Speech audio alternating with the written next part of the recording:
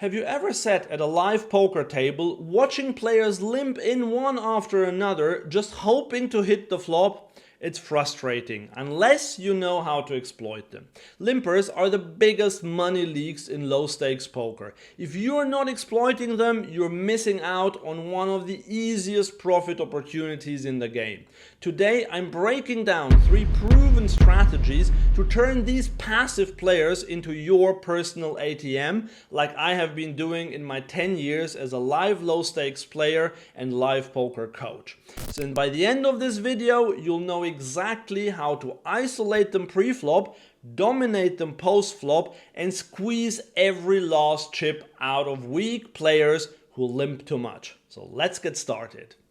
Limpers are telegraphing weakness because limping is a tell. It means I don't have a premium hand, I don't want to build a pot, and I'm hoping to flop a monster and stack someone. Yes, some limpers are tricky and will have big pocket pairs in their limping range, but usually they're not coming in with premium hands. They're hoping to see a cheap flop with mediocre holdings like small pocket pairs, suited connectors, or weak aces, or sometimes even terrible hands like 9-4 suited or Queen-6 offsuit.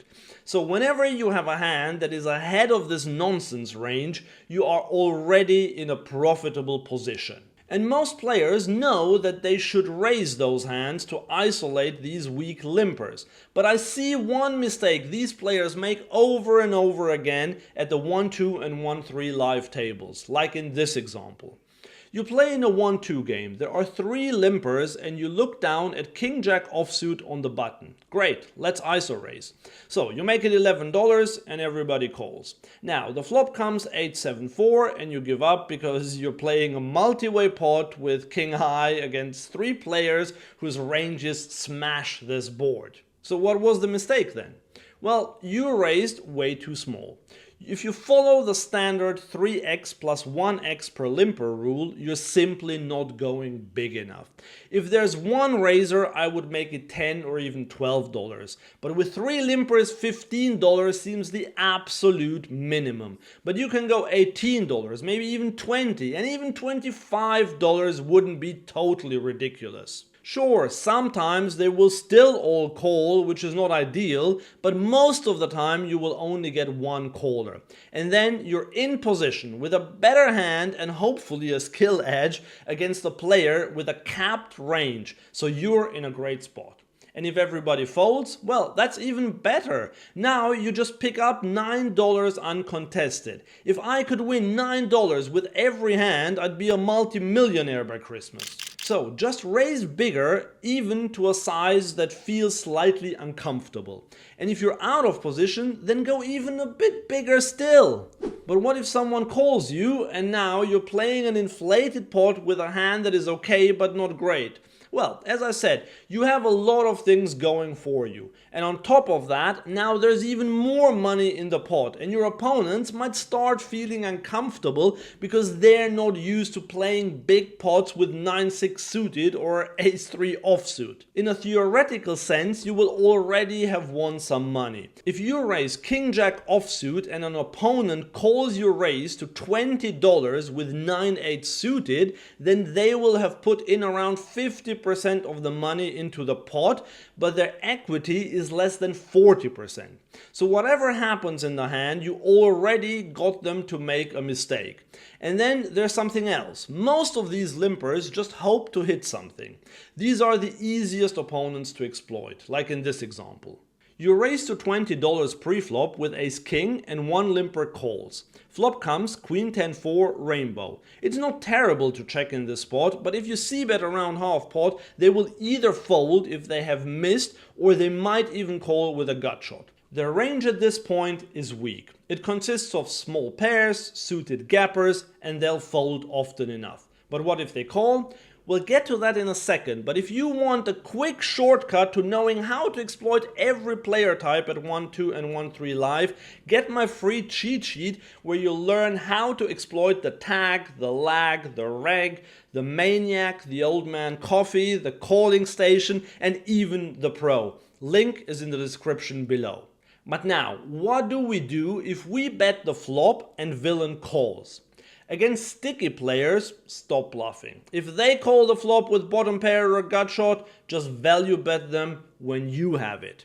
Against everyone else, double barrel on good turns. You will almost never make a mistake double barreling the turn big if you have a bluff, because most players, except for the weakest calling stations, will overfold to these bets. If a scare card like an ace or a king comes, fire again even if you don't have an ace or a king. They often fold weak pairs. And in this particular example, you still have plenty of outs to improve. There are 3 remaining aces, 3 remaining kings and 4 jacks for a straight. So even if villain has a pair, you still have around 40% equity if you can see a river. At this point, you might be wondering what hands to use to isolate players. In general, it depends on the skill gap between you and the limpers. If you're Phil Ivey, go ahead and raise 9 deuce offsuit in position and you'll be fine. But if you're a beginner or intermediate player, here is my golden rule for you. If there is one limper ahead of you, just raise your normal range for the position you're in. So if you're in the cutoff, just raise all the hands you would normally raise, just make it a little bit bigger. If there are already 2 limpers or even more than that, then I would adjust my raising range to what I would open in early position. A hand like King 10 offsuit on the button would now hit the muck if there are 3 limpers in front of you. And should you ever limp yourself, well, I would definitely advise against open limping yourself. But if there are already some limpers and you have a hand that plays well multi-way and you're in late position and the table is rather passive, then over-limping can be a viable strategy. But as you can see, a few things need to come together for that. And if you play in a card room where they take a flat drop on the flop, then over-limping is never a good idea. In California, for example, where they take like $6 or $8 on the flop, if you over-limp and 4 players see a flop, then there's only $2 in the pot after they take the drop. In low-rake games, over-limping with multi-way hands is fine though. What are multi-way hands? Well, small pocket pairs and suited aces. Avoid suited connectors though if you're not very experienced, because these hands can get you into a lot of trouble. As for pairs, I normally isolate 7s or 8s and better, and then call with the smaller ones.